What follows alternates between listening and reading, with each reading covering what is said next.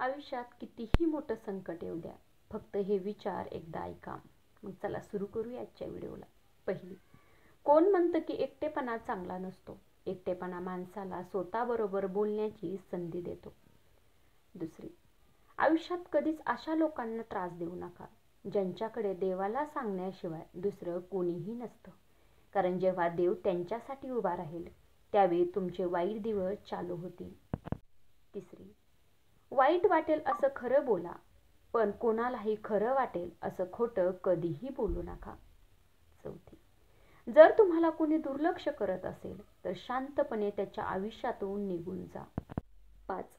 ज्या व्यक्तीला तुमच्या शब्दांचे महत्त्व नाही अशा व्यक्तीसमोर गप्प राहणं चांगलं असतं. 6.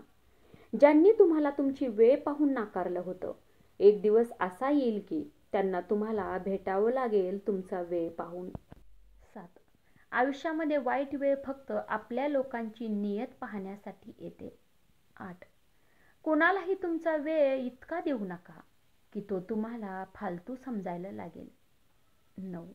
आयुष्यात प्रत्येक जण आपला आहे हे समजणे एक भ्रम आहे. 10. अशा ठिकाणी नेहमी शांत राहा जिथे लायकी नसलेले लोक स्वतःचे गुणगान करतात. 11. पैसा ही एक अशी गोष्ट आहे जो तुमच्याजवळ असेल तर परकी लोक सुद्धा आपली होतात. 12. जर तुमची समस्या एका जहाजासारखी मोठी असेल तर विसरू नका, देवाची कृपा समुद्रासारखी विशाल आहे. 13. वाईट वेळेमध्ये माणूस एकटा पडतो पण अडचणीमुळेच तो मजबूत सुद्धा बनतो. 14. लोकांच्या बोलण्याला खूप महत्त्व देऊ नका, कारण तुमची वेळ बदलली की लोकांचं बोलणं पण बदलते. 15.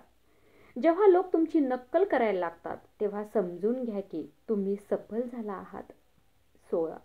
जे लोक तुमच्या खोट्या आणि वाईट गोष्टीची स्तुती करतात तेच लोक तुम्हाला एक दिवस बर्बाद करतात. 17. दुसऱ्यांना कितीही इज्जत द्या पण स्वतःला कधीही कमी लेखू नका. 18. लोक तर नाव सुद्धा विसरतात जेव्हा त्यांचं तुमच्याकडे असलेलं काम संपतं. 19.